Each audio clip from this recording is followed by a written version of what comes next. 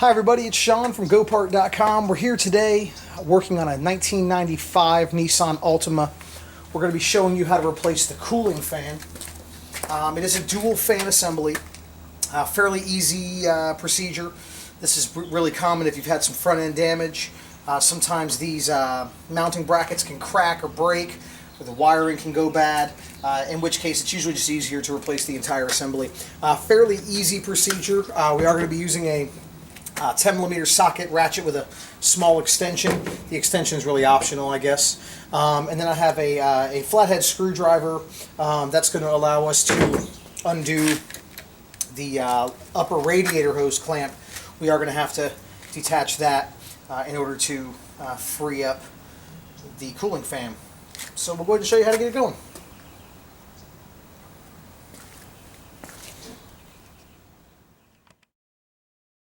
Okay, we're going to go handheld here just for a moment so we can kind of show you what we're working with. We're going to be removing your cooling fan assembly. Now, on these Altimas, it is a dual cooling fan. So if yours only has one, you probably got the wrong part, which actually does happen from time to time if you get a part from a parts store or something like that and don't know what it looks like. So it is a dual fan. Actually a fairly simple procedure. All we're going to be doing is we're going to be there's going to be a wiring harness right here. There's one wiring harness for each fan. You can see it here. I'm sorry, I'm having a little trouble with the handheld. Here's one. That's for the fan. That's going to be on the left when you're facing the car from the front. And then the other wiring harness is going to be right here.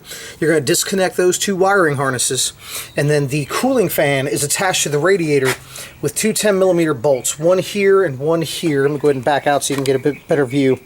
Here and then here. And then there are two pins on the bottom that slide the cooling fan into place.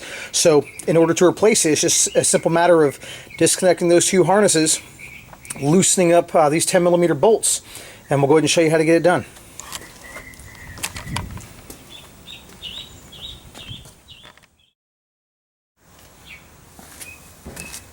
First things first, we're going to disconnect the two wiring harnesses. And I have a little, this is a little Phillips screwdriver, but because it's small to do the job, you may want a flat blade screwdriver.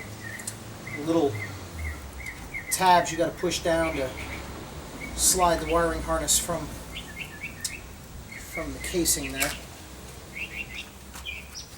Go. Same thing on this one, nice big tab. Okay. Put those wiring harnesses off. We're going to loosen and remove the two 10mm bolts.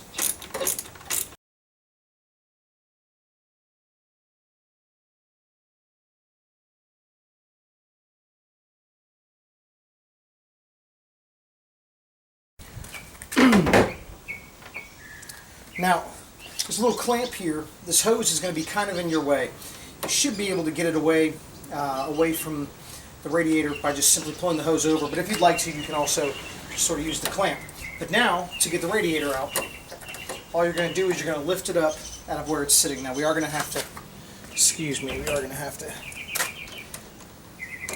loosen and remove this clamp. Let me get a flat blade screwdriver here. What we're going to do is we're going to loosen and remove this clamp to take this hose off the radiator to give us some room.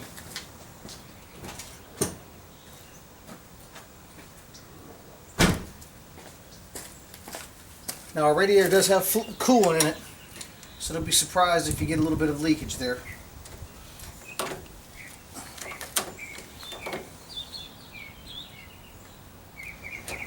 Go ahead and turn that up to hopefully prevent leaking too much there. And now you can slide and lift out your cooling fan. It's completely separated. Now there's nothing wrong with mine, so I am going to go ahead and put it right back in. But now from this point it'll be a simple matter of lifting out the old cooling fan assembly, and now we're going to jump right into as if I had just put the brand new one in.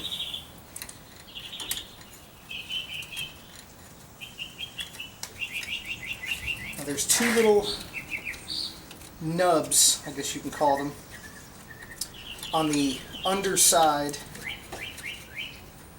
on the bottom edge of the cooling fan assembly, and those are going to slide down right into two little mounting areas. Pull this hose out of the way. So what you want to do is you want to, whenever you put it down in there, it should slide right into position. Okay.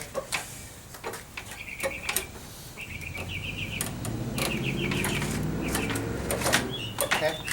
See, you'll see it'll sit right down into those nubs. The first thing you're going to do is you're going to go ahead and mount the top two bolts to secure the cooling fan to the radiator.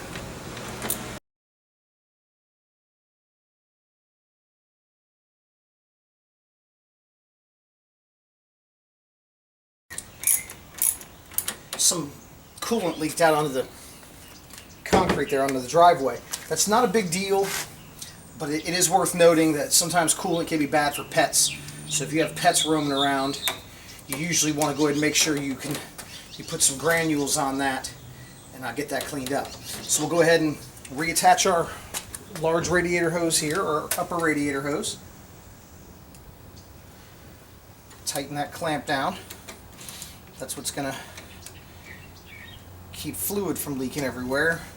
Give it a good tug, make sure it's on there. As it is. And it is.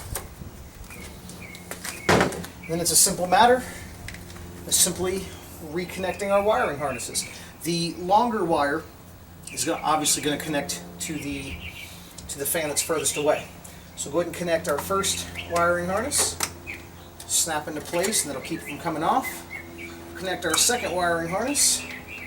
Snap that into place. Now our radiator's been taken off before, but there are these little tabs. You can kind of snap it into the cooling fan.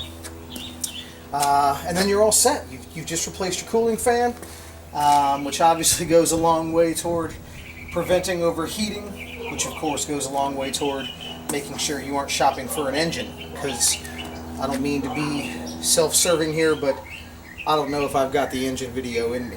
So either way, here you are, guys. That should get your cooling fan replaced, and you're all set.